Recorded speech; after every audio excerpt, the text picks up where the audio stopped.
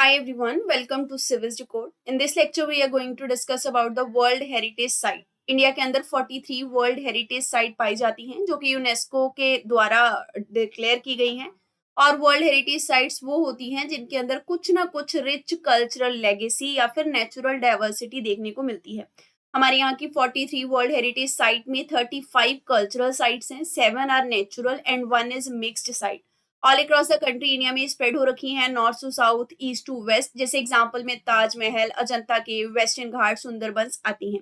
जितनी भी कैटेगरीज यहाँ हैं इन सबको हम एक्सप्लेन करेंगे, देखेंगे पर्टिकुलर साइट का सिग्निफिकेंस क्या है आगे।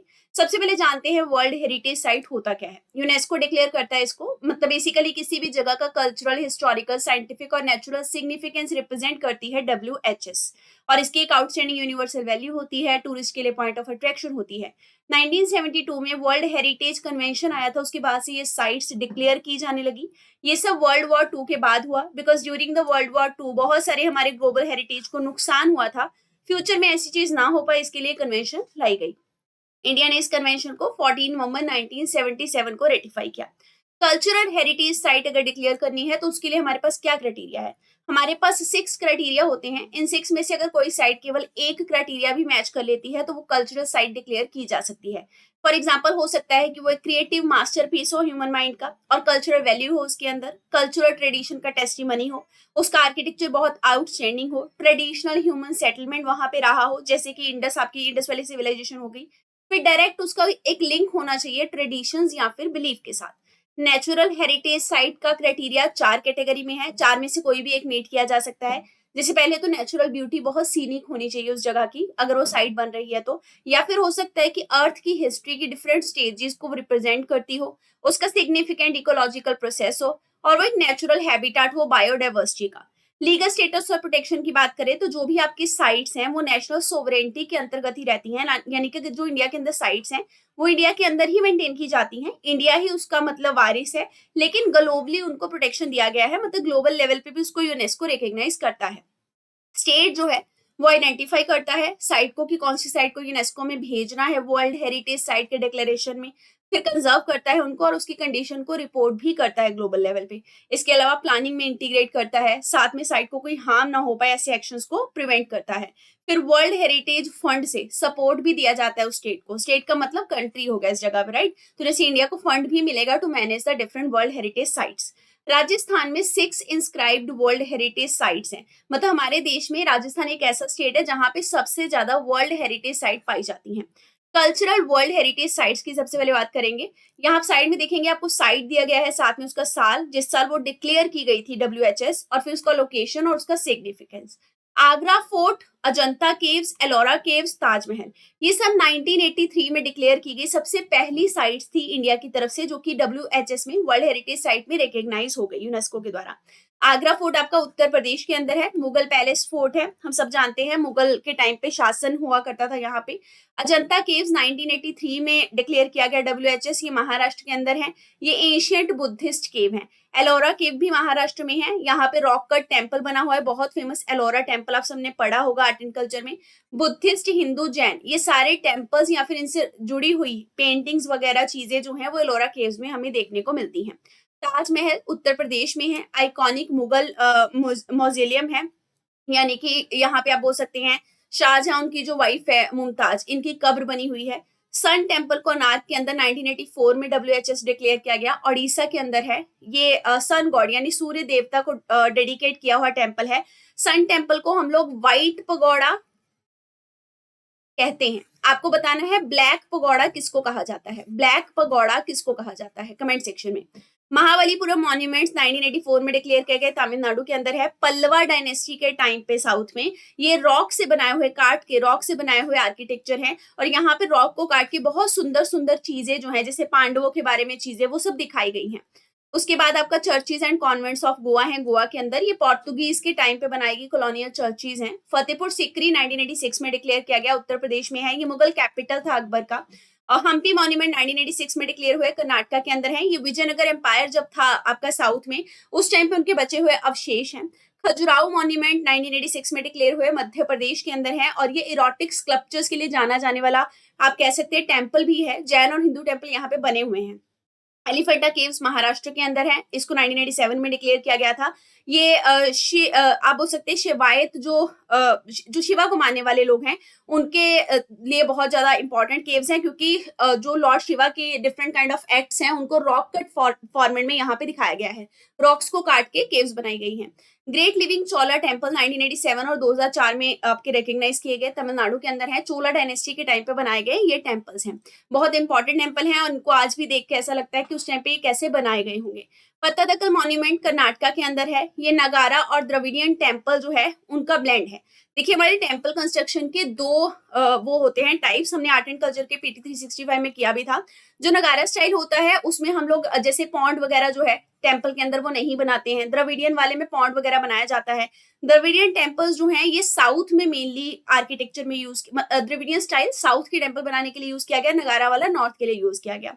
सांची स्तूपा 1989 में डिक्लेयर हुआ, ये मध्य प्रदेश के अंदर है, बुद्धिस्ट स्तूप है, यहाँ पे बुद्धिस्ट के गौतम बुद्ध के रेलिक्स या अवशेष हमें मिलते हैं। हुमायूं टॉम 1993 में डिक्लेयर किया गया, दिल्ली के अंदर है, ये पहला गार्डन टॉम है इंडिया का। उसके बाद कुतुब मीनार कॉम्प्लेक्स दिल्ली के अंदर है, 13th सेंचुरी का ये इस्लामिक आर्किटेक्चर है, हम सब जानते हैं कुतुबुद्दीन ऐबक ने इसको बनाना शुरू किया था। फिर उसके बाद इश्तुतमिश के द्वारा भी इसमें कुछ कंट्रीब्यूशन किया गया, उसके बाद फिरोज शाह तुगलक जो है उन्होंने भी कंट्रीब्यूशन किया। ये सब पॉइंट्स जो मैं आपको बोल रही हूँ ये आपने स्टैटिक में अपने आर्ट एंड कल्चर में पढ़े होंगे, अगर नहीं पढ़े हैं तो कोई भी छोटी मोटी किताब लेके उसको पढ़िएगा जरूर, ये बेसिक्स है, एनसीईआरटी में ही सब मिल जाएगा आपको। माउंटेन रेलवेज 1998 से 2008 के बीच में डिक्लेयर हुआ, मल्टीपल मतलब आप बोल सकते हैं एरियाज में फैला हुआ है ये, जिसको कि वर्ल्ड हेरिटेज साइट डिक्लेयर किया गया है। ये रेलवे इंजीनियरिंग का एग्जांपल है पहाड़ी एरियाज में। अब ये मल्टीपल क्यों बोल रही हूँ मैं यहाँ पे, जैसे कि आपका कालका वाला हो गया, फिर दार्जिलिंग वाला हो गया, ये सब माउंटेन रेलवेज जितने मतलब पहाड़ी एरिया में माउंटेन्स हैं उनको कैटेगराइज करके एक माउंटेन रेलवेज के टाइटल में वर्ल्ड हेरिटेज साइट में मेंशन कर दिया गया। उसके बाद भीमबेटका रॉक शेल्टर है मध्य प्रदेश के अंदर, 2003 में डिक्लेयर किया गया। प्री हिस्टोरिक केव की पेंटिंग्स यहाँ पे मिली हैं, यानी कि जहां से हिस्ट्री शुरू होती है वहां पे केव पे बनी हुई पेंटिंग्स की नकाशी हमें यहाँ मिली है। चंपानेर पावागढ़ गुजरात के अंदर है, प्री मुगल इस्लामिक सिटी है। फिर छत्रपति शिवाजी टर्मिनस 2004 में डिक्लेयर किया गया, महाराष्ट्र के अंदर है। यहाँ का जो रेलवे स्टेशन है उसको विक्टोरियन गॉथिक स्टाइल होता है आर्किटेक्चर का, उससे बनाया गया है, इसलिए डब्ल्यूएचएस में शामिल किया गया। रेड फोर्ट कॉम्प्लेक्स दिल्ली के अंदर है, मुगल पैलेस है, ये शाहजहां जो है वो यहीं पे रहते थे। जंतर मंतर 2010 में डिक्लेयर किया गया, राजस्थान के अंदर है। एस्ट्रोनॉमिकल ऑब्जर्वेटरी है, मतलब आप समय जो है वो उस ऑब्जर्वेटरी से देख सकते हैं, ग्रहों की दशा देख सकते हैं। हिल फोर्ट्स ऑफ राजस्थान राजस्थान के अंदर है, राजपूत हिल फोर्ट्स है, ये भी डब्ल्यूएचएस में है। रानी की वाव 2014 में डिक्लेयर की गई, गुजरात के अंदर है, और यहाँ पे स्टेप वेल आर्किटेक्चर बना हुआ है, मतलब आप जैसे ना सीढ़ियां उतरते उतर नीचे चले जाएंगे इस तरीके से आर्किटेक्चर बना हुआ है बहुत अच्छी सी। नालंदा महाविहारा बिहार के अंदर है, ये एंशियंट बुद्धिस्ट लर्निंग सेंटर है। अच्छा जब हम बुद्धिज्म पढ़ते हैं उसमें हम चैत्यास और विहारास के बारे में पढ़ते हैं, ठीक है। तो विहारास जो थे ये रेजिडेंशियल कॉम्प्लेक्स हुआ करते थे जहां पे बुद्धिस्ट मॉन्क रहा करते थे। चैत्यास के होते थे जहां पे वो प्रेयर करते थे, चीजें सीखते थे। तो इसीलिए ये जो आपका लर्निंग सेंटर एक तरीके से महाविहार नालंदा के अंदर, इसको महाविहार इसलिए कहा जा रहा है क्योंकि यहाँ पे उनको लर्निंग टेक्निक सिखाई जाती थी, प्लस उनको रेजिडेंशियल मतलब रेजिडेंस जो है स्टूडेंट्स को वो भी प्रोवाइड किया जाता था, रहने की जगह भी दी जाती थी, जैसे आज के टाइम पे हॉस्टल वगैरह दिया जाता है। फिर ली कॉर्बूजर वर्क 2016 में डिक्लेयर किया गया, चंडीगढ़ के अंदर है। चंडीगढ़ को प्लान करके बनाया गया था, तो मॉडर्निस्ट आर्किटेक्चर लेगेसी को ये दिखाता है। अहमदाबाद का सिटी 2017 में डिक्लेयर किया गया, ये गुजरात के अंदर है, हिस्टोरिक तरीके से ये वॉल्ड सिटी है। Gothic and art deco ensemble 2018 में डिक्लेयर हुआ, महाराष्ट्र के अंदर है। 19th और 20th सेंचुरी में महाराष्ट्र का जो अर्बन आर्किटेक्चर था, जैसे घर बन रहे थे, उसका ये मतलब ये इस सिग्निफिकेंस के लिए डब्ल्यूएचएस डिक्लेयर किया गया। जयपुर सिटी 2019 में डिक्लेयर हुआ, राजस्थान के अंदर है, इसको पिंक सिटी भी कहते हैं। ये 18th सेंचुरी का प्लांट सिटी है। उसके बाद धोलावीरा 2021 में डिक्लेयर किया गया, गुजरात के अंदर। इंडस वैली सिविलाइजेशन साइट भी है ये। अच्छा एक चीज और, धोलावीरा जो साइट है ना वहां पे डबल स्टोरी एक से ज्यादा मंजिलों के घर जो है वो भी देखने को मिले थे इंडस वैली सिविलाइजेशन के टाइम पे। रामप्पा टेम्पल 2021 में डिक्लेयर किया गया, तेलंगाना के अंदर है, ये काकातीय डायनेस्टी के द्वारा बनाया गया टेम्पल है। शांति निकेतन 2023 में डिक्लेयर हुआ, वेस्ट बंगाल के अंदर है। रविंद्रनाथ टैगोर जी का ये कल्चरल और एजुकेशनल हब था। होयसाला टेम्पल 2023 में डिक्लेयर किया गया, कर्नाटका के अंदर है। बेलूर, हेलिबेड और सोमनाथपुरा टेम्पल्स, ये तीनों टेम्पल्स इसी टेम्पल्स के अंदर आते हैं, और इन तीनों को मिला के आप बोल सकते हैं डब्ल्यूएचएस में शामिल कर लिया गया है। फिर मोदियाम्स या फिर मैदान कह सकते हैं, 2024 में ये डिक्लेयर हुए हैं, ये असम के अंदर है। असम के जो अहोम किंगडम के राजा हुआ करते थे उनको यहाँ पे दफनाया जाता था, तो ये उनके बरियल माउंट्स हैं। और नॉर्थ ईस्ट के अंदर ये इंडिया की पहली नॉर्थ ईस्ट इंडिया की पहली कल्चरल साइट है जो इंडिया की तरफ से WHS या फिर वर्ल्ड हेरिटेज साइट में डिक्लेयर की गई है। अब natural world heritage site India के अंदर देखते हैं कौन कौन सी हैं। सबसे पहले काजीरंगा नेशनल पार्क 1985 में डिक्लेयर की गई, असम के अंदर है, यहाँ पे वन हॉर्न राइनो पाए जाते हैं, इसका ये सिग्निफिकेंस है। कोयलेदो नेशनल पार्क राजस्थान के अंदर है, यहाँ पे बर्ड्स पाए जाते हैं बहुत अच्छे अच्छे, और मैन मेड वेटलैंड है, मतलब इंसानों के द्वारा बनाया गया एक तरीके से वेटलैंड है। अच्छा एक आपका वो है क्या बोलते हैं, I forgot the name, Keoladeo national park में डेजर्ट के एरिया में आपका एक बर्ड पाया जाता है ना, उसका नाम आप कमेंट सेक्शन में बताइएगा, यूपीएससी उसमें प्रीवियस ईयर पे क्वेश्चन पूछ चुका है, बहुत इंपॉर्टेंट बर्ड है वो। और उस बर्ड को नुकसान हो रहा है क्योंकि इसी एरिया में जैसे लाइनें वगैरह बिछाई जा रही है बिजली की, तो बिजली की तारों से भी उनको बहुत नुकसान हो रहा है। उसको गोवाधन कहते हैं, उसके काफी सारे नाम हैं, एक और नाम है उसका, मैं उसका नाम भूल गई हूँ, आप जरा कमेंट सेक्शन में बताइएगा अगर किसी को याद है तो। मानस वाइल्ड लाइफ सेंचुरी 1985 में डिक्लेयर की गई है वर्ल्ड हेरिटेज साइट के तौर पे, ये असम के अंदर है। टाइगर रिजर्व भी है एक तरीके से ईस्टर्न हिमालय में। Sundarban National Park West Bengal के अंदर है, मैंग्रोव फॉरेस्ट है, दुनिया का सबसे बड़ा मैंग्रोव फॉरेस्ट सुंदरबन ही है। बंगाल टाइगर यहाँ पे पाए जाते हैं, और इकलौता ऐसा मैंग्रोव जंगल है जहाँ पे टाइगर मिलता है। Nanda Devi and valley of flowers आपका उत्तराखंड के अंदर है, यहाँ पे ग्लेशियर्स और अल्पाइन फ्लावर्स मिलते हैं। वेस्टर्न घाट को भी डिक्लेयर किया गया 2012 में, मल्टीपल स्टेट्स में ये फैला हुआ है, एक जगह पे नहीं है। अच्छा वेस्टर्न घाट 5 या 6 कितनी स्टेट्स में फैला हुआ है आपको कमेंट सेक्शन में बताना है, इस पे यूपीएससी प्रीवियस ईयर में क्वेश्चन पूछ चुका है। ये बायोडाइवर्सिटी हॉटस्पॉट भी है। ग्रेट हिमालय नेशनल पार्क 2014 में डिक्लेयर किया गया, हिमाचल प्रदेश के अंदर है, यहाँ पे हिमालयन फ्लोरा और फौना जो है वो पाए जाते हैं। इंडिया के अंदर मिक्स्ड वर्ल्ड हेरिटेज साइट केवल एक है, that is Kanchenjunga national park 2016 में डिक्लेयर की गई थी, ये सिक्किम के अंदर है, और इसका स्पिरिचुअल और कल्चरल सिग्निफिकेंस भी है, प्लस यहाँ पे बहुत सारी बायोडाइवर्सिटी यानी कि फ्लोरा और फौना जो है वो भी देखने को मिलते हैं because it is the national park.